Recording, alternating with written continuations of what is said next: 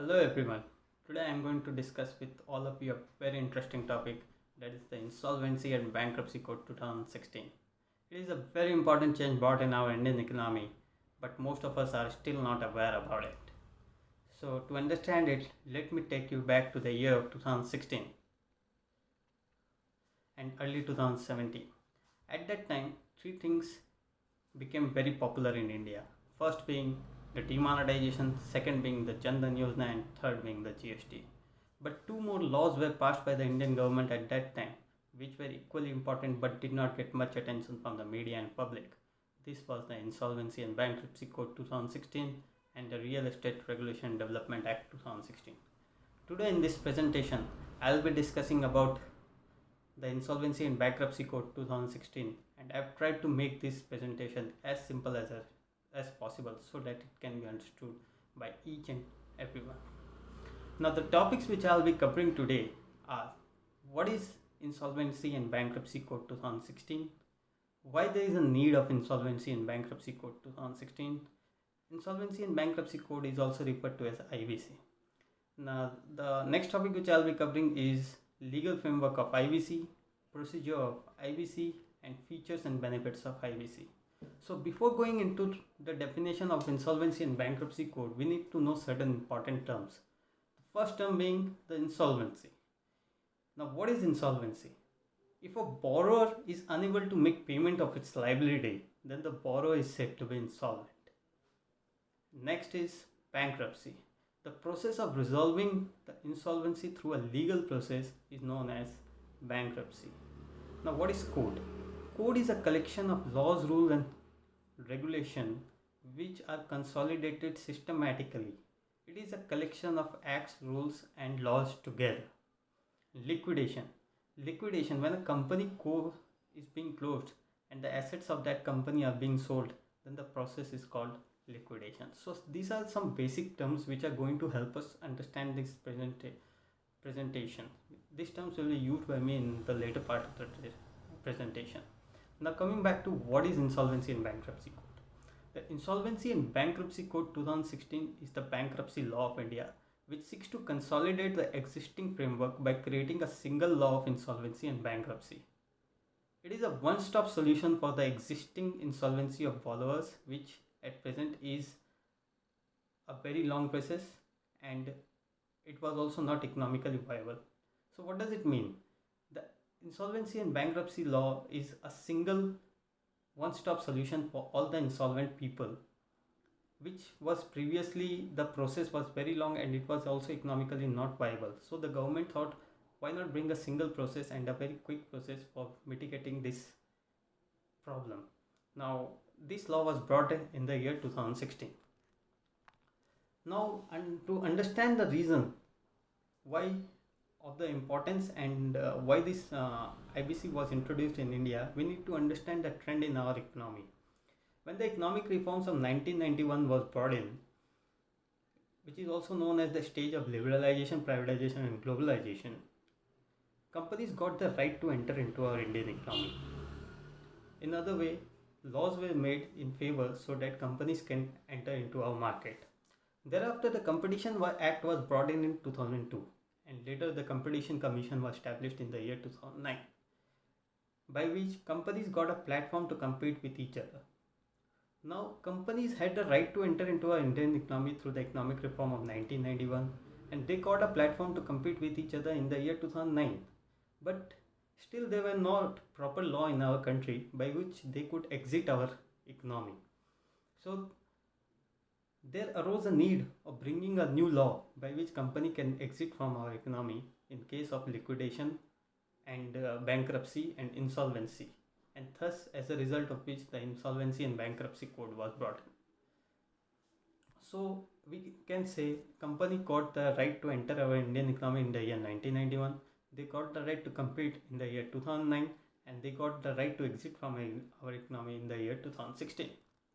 Now moving forward, why there was actually a need of the Insolvency and Bankruptcy Code. Previously there were a lot of laws in relation to this, some of them being the Companies Act 1956, then it was amended to Companies Act 2013, SICA 1985, Surface Act 2002. So there were a lot of fragmented laws. The government thought, why not bring a single code for all these laws, so that the in case of insolvency process can be made a bit quicker and a lot more simpler.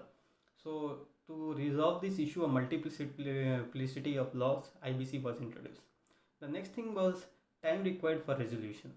Previously, the time required for liquidation of a company was around 4 to 5 years, but through the Insolvency and Bankruptcy Code, this time limit has been reduced to a maximum of 270 days.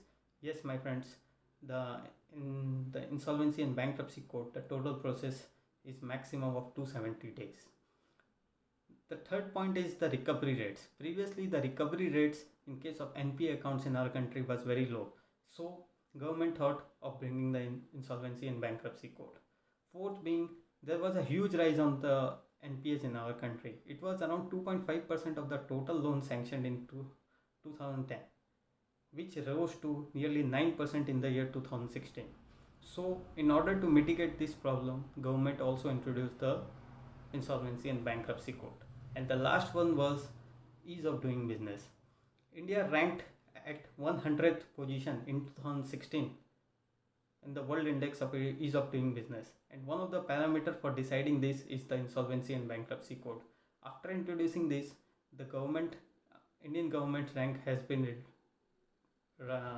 risen up, and it has come to 63rd position in 2020. So this was some of the basic reason of bringing the Insolvency and Bankruptcy Code. Now we'll talk about the legal framework of Insolvency and Bankruptcy Code. The Insolvency and Bankruptcy Code is divided into two sections. First being the regulators and second being the adjudicators. Regulators are the people who regulate the matter. It includes the Insolvency and Bankruptcy Board of India. The Insolvency and Bankruptcy Board of India is further divided into three bodies. First is the Insolvency Resolution Agencies, second is the Insolvency Professional, and the third is the Insolvency Information Utilities. On the other hand, adjudicators include the NCLT and DRT, which means the National Company Law Tribunal and the Dispute Resolution Tribunal respectively. Now what are these terms which I am talking about? The insolvency resolution agencies are the agencies which bring out the code and ethics for the completion of insolvency process. The insolvency professionals are the experts for conducting the insolvency resolutions. They are the people who run the company for certain period of time during the time of liquidation. They supersede the board of directors. They also appoint the committee of creditors. And information or insolvency utilities are the central repositories of the financial as well as credit and related information of the borrower. Now, NCLT. If a corporate entity wants to resolve its issues in regard to its debt, then it has to move to the NCLT or the National Company Law Tribunal. And if a non-corporate entity wants to resolve its issues in regard to debt, then it will have to move to the DRT. Now we come to the process of insolvency resolution. It is a 7-step process in which I will be discussing it in a very simplified manner. In the first step, the creditor or debtor has to approach to the adjudicating authority. They need to make an application to the adjudicating authority. The adjudicating authority has to accept this plea or application within 14 days. After receiving this application, the adjudicating authority shall appoint the insolvency professional who is an expert in this field. The insolvency professional, after getting appointed, shall supersede the board of directors and shall run the company in this moratorium period. They shall appoint the committee of creditors, and they shall collect the information from the information utilities about the financial and credit information of the borrower, and he shall share this information with the committee of creditors. The committee of creditors, after getting appointed from the insolvency professional, shall derive a debt recast plan. The debt recast plan is a plan to bring the company out of its vicious circle of debts. This plan has to be deciphered by the committee of creditors within a period of 180 days. And if this plan cannot be brought out in 180 days, then the insolvency professional can give a further 90 days limitation to the committee of creditors. Now, after deciphering the debt recast plan, the committee of creditors shall approve it either by consensus or by voting. Consensus means all the creditors agree to the same decision. If not, they'll resort to voting whereby 75% of the creditors will have to agree for the same decision. If the decision could not be agreed by the committee of creditors, then the insolvency professional may decide to sell the assets of the company and liquidate the company. However, if any decision comes, the insolvency professional shall then take this decision and convey this decision to the adjudicating authority, who then, after receiving the decision, will pass an order for the same. So this was the basic process of the insolvency. Now coming to the benefits and features of insolvency and bankruptcy code. As I've said you that this is a time bound process. Previously the time taken for insolvency was around 4 to 5 years in India, but as I've said, the committee of creditors have to take a maximum of 270 days, which I also explained a bit earlier. This is a time bound process wherein the complete process has to be completed within a span of 270 days. This is one of the features of insolvency and bankruptcy code. Second being, it is a comprehensive law, which means it has been enacted after consolidating all the existing legal frameworks in our country in the form of various insolvency laws.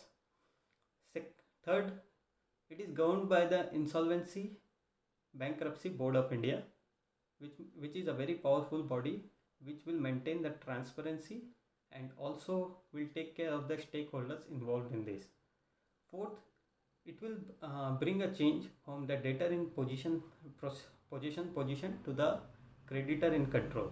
Previously, what we were seeing that the debtors used to be in control of the company. Now, through this law, there will be a paradigm shift. As we have seen, the creditors will come in control of the company in case of insolvency and bankruptcy code, as through the process of appointing of committee of creditors. And last, the insolvency and bankruptcy code does not apply to financial firms and institutions. So this was the basic thing which I wanted to share with you all in regard to insolvency and bankruptcy code.